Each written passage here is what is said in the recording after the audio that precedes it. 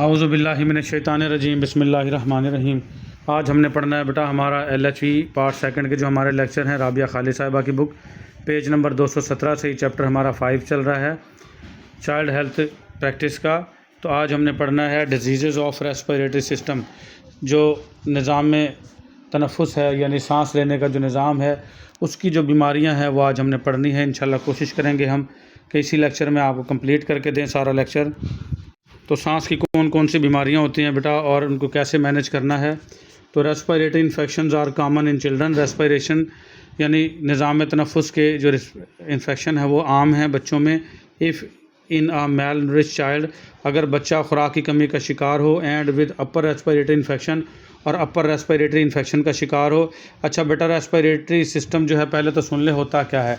इसमें आ जाता है बेटा nasal cavity, pharynx, larynx, trachea, bronchi, bronchioles, alveoli और लंग्स। ये तमाम चीज़ें जो हैं रेस्पिरेटरी सिस्टम में आती हैं।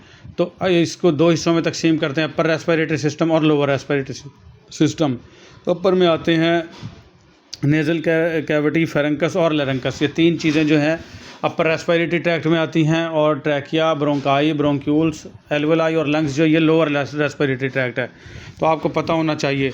अब अपर की बात हो और लोअर की बात हो तो आपको पता हो। तो अपर रेस्पिरेटरी इन्फेक्शन जो है रिड्यूस द इंटेक, यानी कि अगर अपर रेस्पिरेटरी ट्रैक्ट है यानी गले का इन्फेक्शन इसको आप कह सकते हो, तो ये इंटेक को कम कर देता है, यानी खुराक बच्चा जो है लेता है उसमें कमी आ जाती है। For even as little as 2 days, और हत्ता कि ये 2 दिन के लिए इन्फेक्शन क्यों ना हो तो ये बच्चे का जो खुराक है वो कमी कर देता है उसमें।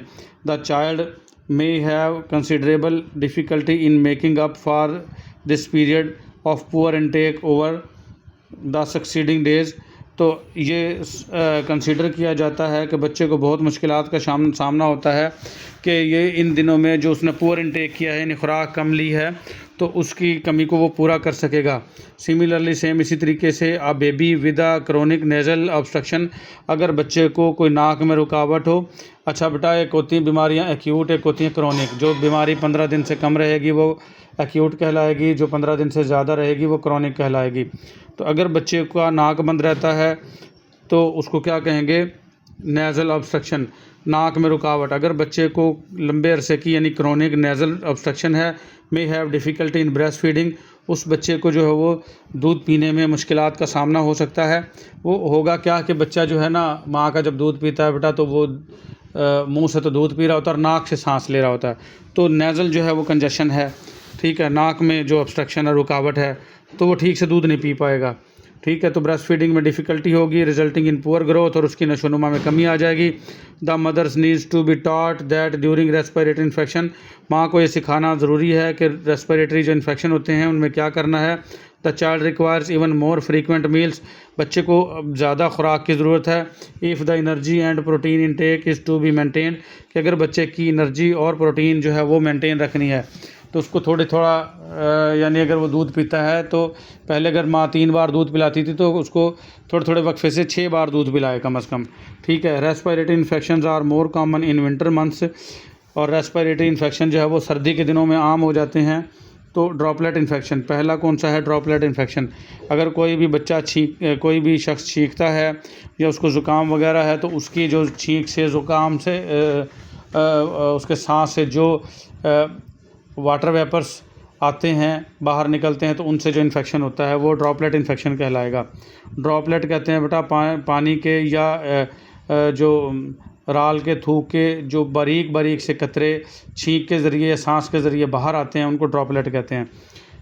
इन ओवर क्राउडेड कम्युनिटीज़, वो इलाके जहाँ पर छोटे घरों में बहुत ज़्यादा लोग रहते हैं उसको ओवर क्राउडेड कम्युनिटीज़ कहते हैं। Droplet infection occur easily, droplet infection जो है वो तेज़ी से बढ़ता है और आसानी से हो सकता है। Droplet infection are those, droplet infection वो होते हैं that spread through minute drops, जो कि फैलते हैं बारीक कतरों से, ड्यूरिंग स्नीजिंग, छींकने के दौरान, एंड कफिंग और खांसी के दौरान। Colds are common to all ages, ठंड लगना तमाम उम्र में आम बात है। But bronchitis and pneumonia affect young children, लेकिन जो ब्रोंकाइटिस है, ब्रोंकाइटिस कहते हैं ब्रोंकाई में होने वाली सोजिश बेटा, और नमोनिया जो है ये डबल नमूनिया भी होता है, सिंगल नमूनिया। ये फेफड़ों का होने वाला इन्फेक्शन है। अगर एक फेफड़े में हो तो सिंगल नमूनिया, दोनों में हो तो डबल नमूनिया। तो ब्रोंकाइटिस और नमूनिया जो है वो आम कॉमन बात है, इफेक्ट यंग चिल्ड्रन, और ये बच्चों को मुतासर करते हैं एंड मे प्रूव फैटल और जानलेवा भी हो सकते हैं इफ़ नॉट डिटेक्टेड, अगर इनकी शनाख्त ना हो एंड ट्रीटेड अर्ली और इनका जल्दी इलाज ना किया जाए। The following are the common respiratory infection. मंदरा झेल जो है वो कॉमन सांस की बीमारियां हैं। Where the role of LHV is important, जहाँ पर LHV का रोल बहुत अहम है। सबसे पहले है कोल्ड्स, बेटा ठंड लगना। साइन एंड सिम्टम्स क्या होंगे अगर बच्चे को ठंड लगी होगी? The main features of cold is watery, mucoid or purulent nasal discharge. तो मेन फीचर क्या होंगे जब ठंड लगेगी?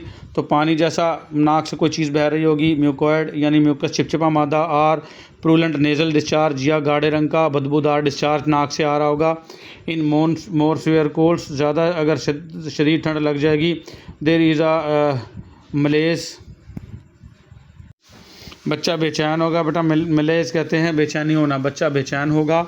मॉडरेट फीवर, दरमियाना बुखार होगा। एंड लॉस ऑफ एपेटाइट, और उसकी भूख में कमी आ जाएगी। इन्फेंट्स विद कोल्ड, जिन बच्चों को ठंड लगी होगी, मे नीड ट्रीटमेंट, उनको इलाज की ज़रूरत है। If there is difficulty in the breast feeding, अगर उनको माँ का दूध पीने में मुश्किलात आ रही हों तो ठंड लग जाएगी, तो कैसे मैनेज करना है इसको? बेटा advise mother to keep the child's chest covered, माँ को ये नसीहत करनी है कि बच्चे की छाती ढाँप के रखे। रीअश्योर मदर, माँ को यकीन दहानी करवाएं that cold will clear gradually, कि ठंड जो है यह आहिस्ता आहिस्ता जाती रहेगी, परेशान ना हो। इनकरेज मदर, माँओं को हौसला दें। To give child plenty of fluid, कि बच्चे को काफ़ी मकदार में जो है मायात दें। इनकरेज मदर टू एश्योर, माँ की को यकीन दहानी करवाएं और उसको हौसला दें। सिक चाइल्ड रेस्ट, के बच्चा जो बीमार है उसको रेस्ट दे। ड्यूरिंग डे टाइम, दिन के वक्त, ख़ास तौर पे अगर सर्दियां हैं तो धूप में लेके बैठ जाए और उसको गर्माहट दे। Advice mother to have good ventilation of the room, और माँ को नसीहत करें कि बच्चे जो कमरा है उसके अंदर गुड वेंटिलेशन हो, यानी हवा का गुजर बसर अच्छा हो, खिड़कियाँ दरवाजे खुले हों। If infant is having difficulty in breast feeding, अगर बच्चे को माँ का दूध पीने में मुश्किल आ रही हो, administer 25% of ephedrine nasal drops in saline, तो नॉर्मल सलाइन में मिला के और 25% एफिड्रेन नेज़ल ड्रॉप्स जो हैं वो बच्चे को डाल ले, ताकि उसका नाक खुले और वो अच्छे से ब्रेस्ट फीडिंग कर सके। तो ये पहली बीमारी थी कोल्ड, ठंड लगना। बेटा उसकी अलामात भी बता दी और उसको कैसे मैनेज करना ये भी बता दिया। ये अच्छे से आपको बेशक उर्दू में आना चाहिए, आप इंग्लिश में आसानी से बना के लिख लेंगे, कोई मसला नहीं है, लेकिन ये रटा होना चाहिए तमाम चीज़ें, इनके अलामात भी और इसकी मैनेजमेंट भी। दूसरी बीमारी आ जाएगी बेटा टॉन्सिलाइटिस एंड फेरेंजाइटिस, इसको सोर थ्रोट भी कहते हैं, टॉन्सिलाइटिस कहते हैं टॉन्सिल्स। ये जहाँ ITIS लगा हो ना बेटा, तो ये सोजिश के मीनिंग्स में आती है, बच्चों को गले पड़ जाना, गले हो जाना, ठीक है। फेरेंजाइटिस, फेरेंकस गले को ही बोलते हैं बेटा, उसमें सोजिश हो जाना, ठीक है। इसको सोर थ्रोट भी बोलते हैं इंग्लिश में। तो साइन एंड सिम्टम्स क्या होंगी? दीज आर इलनेसेस, ये वो बीमारियां हैं विद सोर थ्रोट जिनमें गला दुखता है। इन ओल्डर चिल्ड्रन, जो बड़े बच्चे हों, and may not have fever, और इसमें बुखार हो भी सकता है और नहीं भी हो सकता। अक्सर बच्चों को जब गले हों तो उसके साथ बुखार होता है और कईयों को नहीं भी होता। It is recognise by the throat examination, इसका मुआयना किया जा सकता है, इसकी पहचान की जा सकती है गले का मुआयना करके विद टॉर्च, जैसे ही आप टॉर्च मारेंगे गले में, ठीक है। When there is a redness of the throat, जब गले में रेडनेस हो, लाली हो, लाल रेड हुआ पड़ा हो, विद आर विदाउट येलो पस, और इसके साथ साथ येलो कलर की पस भी नज़र आ सकती है, वो पका हुआ होगा, गले पक गए हैं, उसको बोलते हैं। मैनेजमेंट कैसे करनी है? Administration penicillin bye mouth, penicillin जो है वो मुंह के ज़रिए देनी है, एज एडवाइज बाय फिजिशियन, जैसा कि डॉक्टर एडवाइस करे। इन स्वेयर केसेस, अगर ज़्यादा शदीद केसेस हैं, इंजेक्टेबल पेंसिलिन में भी नेसेसरी, इंजेक्टेबल यानी इंजेक्शन के ज़रिए दी जाने वाली पेंसिलिन वो ज़रूरी हो जाती है। एडवाइस वार्म सलाइन गार्गल्स, और ये नसीहत करें कि नमक वाले गर्म पानी के गरारे करें, ठीक है। Fever if high above 101 degree Fahrenheit, अगर बुखार 101 से ज़्यादा हो, विच इज़ कॉमन, जो कि आम है, must be cooled by cold spongin, उसको बच्चे को बुखार कम करना है, उसको ठंडी पट्टियाँ करके, कोल्ड स्पंजिंग ठंडी पट्टियों को कहते हैं बेटा। एस्प्रिन आज पर or paracetamol is useful in lowering temperature, Disprin या पैरास्टामोल जो है, एस्प्रिन डिस्प्रिन को कहते हैं बेटा। ये पैरास्टामोल जो है या पैनाडोल वगैरह, ये टेम्परेचर को लो करने के लिए बेहतर दवाइयाँ हैं। Complication of streptococcal sore throat, एक स्ट्रेप्टोकोक्साई बेटा गोल बैक्टीरिया होते हैं और ये चेन की सूरत वाले होते हैं, ये गले की ख़राबी की वजह बनते हैं। तो इसकी क्या पेचीदगियाँ होंगी बेटा? एक्यूट ओटाइटिस मीडिया, कान का जो दरमियाना हिस्सा है बेटा, कान के 3 हिस्से होते हैं, आउटर एयर, मिडल एयर और इनर एयर। जो मिडल एयर है उसमें सोजिश हो जाती है, तो उसके अंदर सोजिश हो जाएगी अगर ये स्ट्रेप्टोकोकल सॉर थ्रोट है। आप कहेंगे बेटा गले की बीमारी है लेकिन कान में कैसे पहुंच गई? बेटा ये नाक कान गला एक दूसरे के साथ जुड़े होते हैं, आपने देखा होगा ENT स्पेशलिस्ट, ठीक है। तो ईयर नोज़ थ्रोट, ये नाक कान गले का डॉक्टर एक ही होता है, तो ये जुड़ी हुई चीज़ें हैं। तो गले में कोई ख़राबी होगी तो वो कान तक भी पहुंच जाएगी, नाक तक भी पहुंच जाएगी, और नाक की ख़राबियां भी इन तीनों को मुतासर कर सकती है। एक्यूट कहते हैं 15 दिन से कम, ठीक है। तो ये दरमियाने कान के अंदर सोजिश हो जाएगी 15 दिन से कम वाली। और एक्यूट साइनोसाइटिस, साइनोसाइटिस कहते हैं नाक के इर्द गिर्द की जगह लाल हो जाना और एलर्जी के निशानात वगैरह बन जाना, ये साइनोसाइटिस कहलाती है। और पेरिटोनसिलर एब्सेस, ये बेटा पेरिटोनसिलर एब्सेस, ये गले में एक एब्सेस बन जाता, फोड़ा बन जाता है। रेट्रोफेरेंजियल एब्सेस, ये गले के पिछली जानिब फोड़ा बन जाता है, होता अंदर की तरफ है ये मैं दिखाता हूँ आपको। और एक्यूट रियूमेटिक फीवर, बुखार हो जाएगा जिसमें गले हो जाएंगे, जिसम इंसान का थका थका रहता है खाम खा। और एक्यूट ग्लोमेरुलोनेफ्राइटिस, ग्लोमेरुलस होते हैं बेटा नेफ्रॉन का हिस्सा, जब जिसमें नेफ्रॉन पड़ी हो, जो किडनी इसकी गुर्दों के साख्त और फेल की बुनियादी इकाई है, तो उसके अंदर ग्लोमेरुलोनेफ्राइटिस के अंदर बेटा सोजिश हो जाएगी और पेशाब के अंदर ब्लड भी आ सकता है, जिसको हेमाटोरिया बोलते हैं। ये मैं दिखाता हूँ आपको तमाम बीमारियाँ। ये देखें बेटा, ये पेरिटोनसिलर एब्सेस है, ये देखें गले के अंदर ये एक एब्सेस नज़र आ रहा है आपको। इसके अलावा ये देखें, ये एब्सेस बड़ा आपको नज़र आ रहा है, ये P20 के अंदर पड़ी हुई है। इस तरह की बीमारियां, ये साइनोसाइटिस था बेटा, मैंने बताया था नाक के इर्द गिर्द एलर्जी के निशानात वगैरह बन जाना। और ये है रेट्रोफेरेंजियल एब्सेस, ये देखें गले में एब्सेस बन गया है पिछली जानिब, ये इस तरीके से। और उसके बाद आ जाएगा ये रियूमेटिक फीवर है। रियूमेटिक फीवर में क्या होता है? इसके अलामात में स्वोलन रेड टॉन्सिल्स, सूजे हुए रेड टॉन्सिल्स होंगे, मसल एक्स, मसल्स में अकड़ाव आएगी, बच्चा रोएगा। और small bumps under your child skin, जल्द के ऊपर हल्के हल्के उभार बनेंगे जैसे दाने बनते हैं। चेस्ट पेन भी हो सकता है और अब नॉर्मल हार्ट बीट भी हो सकती है, बुखार होगा। स्वोलन टेंडर रेड जॉइंट्स जो हैं वो रेड हो जाएंगे, सूज जाएंगे, अकड़ाव आ जाएगा। अनएक्सप्लेन्ड ऑन गोइंग हेडेक, में खाम खा बुखार सर का दर्द हो जाना। Feeling overly tired all time, हर वक्त थके थके रहना। Rashes that may be flat and red with jagged edges, ये देखें रैशेस वगैरह बन गए। तो ये सारी क्या है? रियूमेटिक फीवर की अलामात हैं। इसके अलावा ये ग्लोमेरुलोनेफ्राइटिस, ये बेटा ये देखें ग्लोमेरुलस होते हैं गुर्दों के अंदर, यानी जो नेफ्रॉन है उसके जो खून की नालियों का गुच्छा होता है उसको ग्लोमेरुलस बोलते हैं। तो उसमें सोजिश हो जाएगी, ये देखें बड़ा करके दिखा रखा है। तो ये सोजिश हो जाएगी तो इससे पेशाब में जो है वो ब्लड आएगा, जिसको हेमाटोरिया बोलते हैं। और नॉर्मल जो पेशाब है ये देखें कैसा है। और ये अगर ग्लोमेरुलोनेफ्राइटिस हो गई है तो पेशाब के अंदर ब्लड आ रहा है। तो ये सारी बीमारियां थी, अलामात मैंने दिखा दिया आपको। तो इसकी ट्रीटमेंट क्या कर ली है? अगर वायरल बेटा फेरेंजाइटिस है, अच्छा कुछ बीमारियां वायरल होती हैं, कुछ फंगल होती हैं, कुछ बैक्टीरियल होती हैं। तो वायरल वाली जो है pharyngitis, only symptomatic treatment is required, सिर्फ़ और सिर्फ जो है अलामाती इलाज करेंगे, यानी बुखार है तो बुखार का इलाज करेंगे, एब्सेस है तो एब्सेस का इलाज करेंगे। वायरस का बेटा जो है ना एंटी वायरल मेडिसिन बहुत कम है, एंटी बैक्टीरियल तो है, एंटी फंगल भी हैं, लेकिन वायरस के बाहर ना प्रोटीन का खौल होता है और उसको तोड़ना बड़ा मुश्किल हो जाता है जब हमारी बॉडी में एंट्री ले ले, क्योंकि हमारे बाल प्रोटीन, हमारे एंजाइम, हार्मोन, हमारा गोश्त, सारी चीज़ें प्रोटीन है। अगर हम उसकी प्रोटीन तोड़ने जाएंगे तो हम खुद भी डैमेज होते हैं। तो इसलिए एंटी वायरल मेडिसिन ना बहुत कम है, तो उसको सिर्फ अलामाती इलाज करेंगे इसका। अगर ये वायरल फेरेंजाइटिस है, सेफ़ होम रेमेडी, कुछ होम रेमेडीज़ करेंगे लाइक वार्म लिक्विड्स, जैसे गर्म मशरूबात हो गए फॉर सोर थ्रोट, गले के लिए, जैसा कि हल्के नीम गर्म पानी के अंदर नमक डाल के गरारे वगैरह करना। Paracetamol for fever and pain, paracetamol यानी पेनाडोल वगैरह देंगे बुखार के लिए, दर्द के लिए।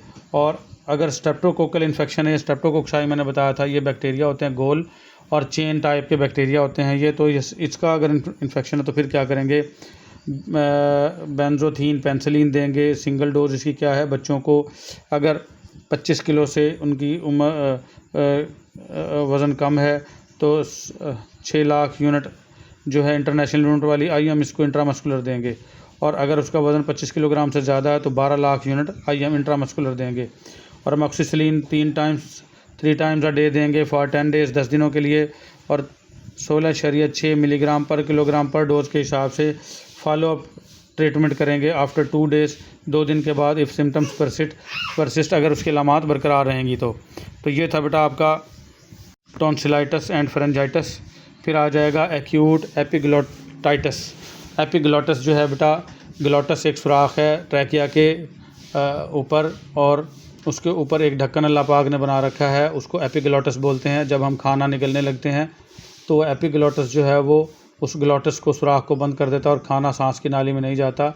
लेकिन अक्सर औक़ात उसका भी इन्फेक्शन हो जाता है, उसमें सोजिश हो जाती है, तो उसको क्या बोलते हैं, एपिग्लोटाइटिस।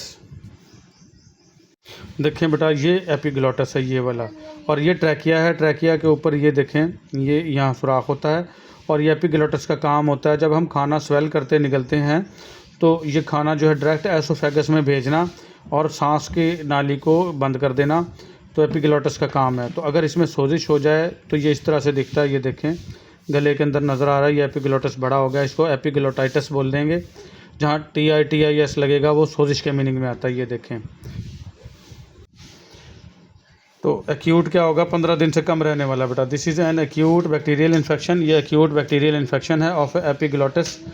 एपिग्लोटिस का cause usually by the H influenza, और आम तौर पर ये H इन्फ्लुएंजा टाइप B ये एक बैक्टीरिया है उसकी वजह से होता है ये बेटा। इट इज़ एन एमरजेंसी, ये एक एमरजेंसी सूरत हाल है, मे नीड हॉस्पिटलाइजेशन, और इसके लिए हॉस्पिटल जाने की ज़रूरत होती है। अगर खुदा न खास्ता सांस का रास्ता बंद हो गया तो मसाइल हो सकते हैं बेटा। क्लिनिकल फीचर क्या नज़र आएंगे, द वनसेट इज़ अब्रप्ट, इसकी जो शुरुआत होंगी वो बहुत तेज़ होंगी, अचानक से ही। The child presents with respiratory distress, बच्चा मौजूद होगा उसमें सांस की तंगी होगी, इरिटेबल और वो चिड़चिड़ापन होगा, एंड रेस्टलेस और बेचैन हो जाएगा। There is a stridor sound produce when child breathes in, खरखराहट की आवाज़ें आएंगी जब बच्चा सांस लेगा बेटा, स्ट्राइडर कहते हैं खरखराहट की आवाज़ आना। There is a high fever, और उस बच्चे को हाई बुखार होगा। डायग्नोसिस कैसे तशखीस करेंगे बेटा, ऑन एग्जामिनेशन ऑफ थ्रोट, जैसे ही आप गले का मुआयना करेंगे, इन लार्ज बड़ा, स्वोलन सूजा हुआ, एडिमेटस, एडिमेटस भी कहते हैं सूजा हुआ, एपिग्लोटिस होगा। इज़ डायग्नोस, वो तशखीस होगा, मिलेगा आपको।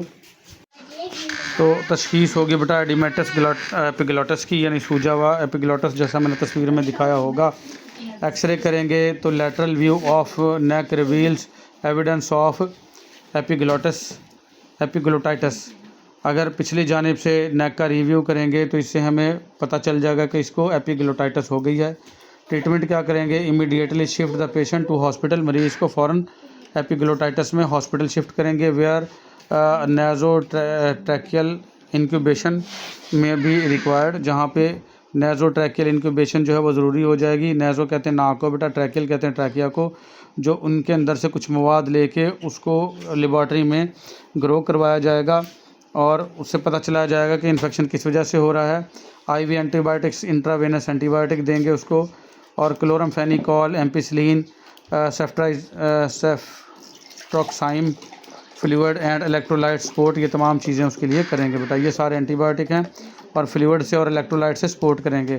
फ्लूइड कहते हैं बेटा मायाज, जैसे ड्रिप लगाते हैं रिंगर वगैरह की, और उसमें इलेक्ट्रोलाइट भी होते हैं, सोडियम, पोटाशियम, मैग्नीशियम, आयन वगैरह। तो ये थी हमारी बीमारी बेटा एक्यूट एपिग्लोटाइटिस। अब पढ़ेंगे ब्रोंकाइटिस, ब्रोंकाई में होने वाली सोजिश। यह आप 9th से ही पढ़ के आए हैं। जो सांस की नाली है बेटा, सामने गले में जो नज़र आती है वो ट्रैकिया होती है। आगे ये 2 नालियों में तकसीम हो जाती है, एक राइट लंग में चली जाती है, एक लेफ़्ट लंग में।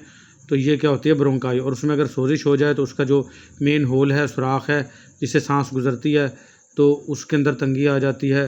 तो ITIS जहाँ लगा होता है सोजिश हो जाना, तो ब्रोंकाई में होने वाली सोजिश। ठीक है, 9th में भी पढ़ के आए आप। ये साइन एंड सिम्टम्स क्या होंगी, इसके अलामात क्या होंगी। It is a febrile illness with moderate constitutional disturbances. Febrile बोलते हैं बेटा जिसको बुखार हो, यानी ये ऐसी बीमारी जिसमें बुखार भी होगा, साथ में फेब्राइल बुखार को बोलते हैं बेटा। विद मॉडरेट कॉन्स्टिट्यूशनल डिस्टर्बेंसेस, और इसके अंदर मामूली जो दरमियाने दर्जे की जो है ना वो डिस्टर्बेंस होगी। विद कफ, जिसमें खांसी भी हो सकती है। एंड इन यंगर चिल्ड्रन, और जो बच्चे हैं वीजिंग सीटी की आवाज़ें आ सकती हैं। The condition is recognised by stethoscopic examination, जो डॉक्टर कान में वो लगा के स्टेथोस्कोप मुआयना करता है, वो छाती पर रख के और कमर की बैक साइड पे रख के खड़खड़ाहट की आवाज़ें सुनता है, उसको बोलते हैं बेटा क्रेपिटस। अगर क्रेपिटस की आवाज़ आ रही है तो इसका मतलब ये ब्रोंकाइटिस है उसको। तो ये डॉक्टर जो है वो स्टेथोस्कोपिक एग्जामिनेशन करके इसका पता लगा सकता है। ऑफ चेस्ट का when rhonchi and rales are heard in the lungs. ये रॉन्ची और रेल्स बेटा ये साउंड हैं, फेफड़ों के अंदर से जो आवाज़ें आती हैं रॉन्ची कहते हैं बेटा। ऐसे अंदर जो हल्की हल्की खरखराहट की आवाज़ें अंदर आ रही होंगी तो वो रॉन्ची कहलाती हैं, और तेज़ खरखराहट आ रही होगी तो रेल्स कहलाती हैं। रेल्स वो क्रेपिटस भी कहलाती है, ठीक है, मैंने बताया। तो ये नमूनिया में भी ऐसी आवाज़ें सुनी जाती हैं। अगर एक फेफड़े में से आवाज़ आ रही हो तो सिंगल नमूनिया होता है, दोनों फेफड़ों से आ रही होता है डबल नमूनिया होता है। तो ये ब्रोंकाइटिस और ये नमूनिया तकरीबन मिलती जुलती सी हैं। मैनेजमेंट क्या होगी? इफ़ फीवर इज़ कंटिन्यूस, अगर बुखार उसका लगातार जारी रहे, एंड डज नॉट क्लियर, और ठीक ना हो, कंसल्ट ऑफ फिजिशियन, डॉक्टर से आपने मशवरा लेना है। फिजिशियन जहाँ लफ्ज़ आ जाए बेटा डॉक्टर की बात हो रही है। सॉफ्ट लिक्विड और सेमी सॉलिड डाइट रिकमेंडेड, नरम ग़िज़ाएँ उसको जो है वो रिकमेंड करता है डॉक्टर। सॉफ्ट कहते हैं बेटा, नरम, लिक्विड कहते हैं मायात पर मुश्तमिल, और सेमी सॉलिड यानी जो सॉलिड और लिक्विड के दरमियान में हो, जैसे दलिया वगैरह हो गया दूध वगैरह में, तो इस तरह की सेमी सॉलिड हो गई। गुड वेंटिलेशन इज़ रिक्वायर्ड, अच्छी हवा का गुजर बसर उसके लिए ज़रूरी है, हवादार कमरा होना चाहिए, ठीक है। Give aspirin and antibiotic as recommended by the physician, उसको एस्प्रिन यानी डिस्प्रिन देनी है और एंटीबायोटिक देनी है जो डॉक्टर रिकमेंड करता है। If condition does not improve, अगर सूरत हाल बेहतर ना हो, विदिन 24 to 48 आवर्स, 24 से 48 घंटों में रेफ़र टू अ हॉस्पिटल, अस्पताल में उसको रेफ़र कर देना है। फिर आ जाएगा बेटा ब्रोंकियोलाइटिस। बेटा ब्रोंकाई से आगे ना फेफड़े के अंदर जो बारीक मज़ीद जो ब्रोंकाई तकसीम दर तकसीम हो जाती हैं बारीक बारीक नालियों में, उनको ब्रोंक्यूल्स कहते हैं, और उनके अंदर होने वाली सोजिश क्या कहलाएगी? ब्रोंकियोलाइटिस। पहले ब्रोंक्यूल्स देख लें आप। रेस्पिरेटरी सिस्टम की एनाटॉमी पहले दिखा देता हूँ आपको, फिर आपको आसानी से समझ में आ जाएगी। ये देखें बेटा, ये जो हमारी गर्दन में होती है ना, ये ट्रैकिया है, ये लिखा हुआ भी है, इसको विंड पाइप भी बोलते हैं। ये आगे जाके फेफड़े में ना एक राइट लंग में चली जाती है यहाँ से देखें, और एक लेफ़्ट में यहाँ से, लेफ़्ट वाली नहीं दिखा रखी उन्होंने। तो ये ब्रोंकाई है, इसको एक को ब्रोंकस बोल लेंगे, दो होंगे तो ब्रोंकाई। इसमें जो हमने पिछला भी पढ़ा तो वो इसमें सोजिश होती थी, ठीक है, तो ब्रोंकाइटिस उसको बोलते थे। अब ये देखें बारीक बारीक ये रगें सी नज़र आ रही हैं आपको, ये बारीक नालियाँ हैं, मज़ीद तकसीम होती जा रही हैं, ये ब्रोंक्यूल्स हैं। अब इनमें अगर सोजिश होगी तो वो ब्रोंकियोलाइटिस कहलाएगी, ठीक है। तो ये आपको पता होना चाहिए। ये देखें इसके अंदर ये मज़ीद आपको पता चल जाएगा। तो ये देखें ये ट्रैकिया, ठीक है, ये वाली, और ये ब्रोंकाई, और ये जो है वो ब्रोंक्यूल्स हैं, ठीक है। और इसके आगे ये अल्वोलाई जुड़ी होती हैं, हवा की थैलियाँ, ठीक है। तो इसके अंदर अगर इन बारीक जो नालियाँ हैं इनमें सोजिश होगी तो वो ब्रोंकियोलाइटिस होगी। तो ये तो बेटा आप एफएससी वगैरह में पढ़ के आए हैं, आपको ये तो पता होना चाहिए कि कौन सी ब्रोंकाई होती है, कौन सी ट्रैकिया, कौन सी ब्रोंक्यूल्स। तो इन्फ्लेमेशन सोजिश हो जाएगी ऑफ ब्रोंक्यूल की। It is a common problem, यह आम मसला इन द चिल्ड्रन, बच्चों का अंडर 2 years ऑफ एज, जिनकी उम्र 2 साल से कम हो। Caused mostly due to viral infection, और आमतौर पर ये किसकी वजह से होता है? वायरस के इन्फेक्शन की वजह से होता है। The infection leads to the inflammation, इस इन्फेक्शन से सोजिश हो जाती है। Oedema and accumulation of mucus, यहाँ पे बेटा उनसे मिस्टेक हुई है, ये लफ्ज़ एडिना नहीं है, एडिमा है। एडिमा मीन सोजिश हो जाना, ठीक है, और एक्यूमुलेशन ऑफ म्यूकस और चिपचिपा मादा, जिसको हम बलगम भी कह सकते हैं बेटा, वो इकट्ठा हो जाता है इन द ब्रोंक्यूल्स, ब्रोंक्यूल में, काजिंग नैरोइंग, जिससे ब्रोंक्यूल्स तंग हो जाती हैं, आर ऑब्स्ट्रक्शन, और इनमें रुकावट आ जाती है। और ब्रोंक्यूलर पैसेज, जो ब्रोंक्यूलर पैसेज है ब्रोंकाई का जो रास्ता है, तो उसमें रुकावट आ सकती है, उसमें वो तंग हो सकती हैं। क्लिनिकल फीचर्स क्या होंगे? जब बच्चा या कोई भी जिसको ब्रोंकियोलाइटिस है वो आएगा हॉस्पिटल में, द क्लिनिक पे तो क्या महसूस होगा? The condition is preceded by upper respiration. ये कंडीशन जो है वो अपर रेस्पिरेशन से स्टार्ट होगी। मैंने कल भी बताया था बेटा लेक्चर के अंदर कि रेस्पिरेशन जो है वो ये स्टार्ट होती है nasal cavity, pharynx, larynx, trachea, bronchi, bronchioles, alveoli और लंग्स। तो ये सारे आपका रेस्पिरेटरी सिस्टम है। तो इसके अंदर जो है नेज़ल कैविटी, फ्रेंकस और लारंकस, यहाँ तक ये तीन चीज़ें जो है वो अपर रेस्पिरेटरी सिस्टम कहलाता है।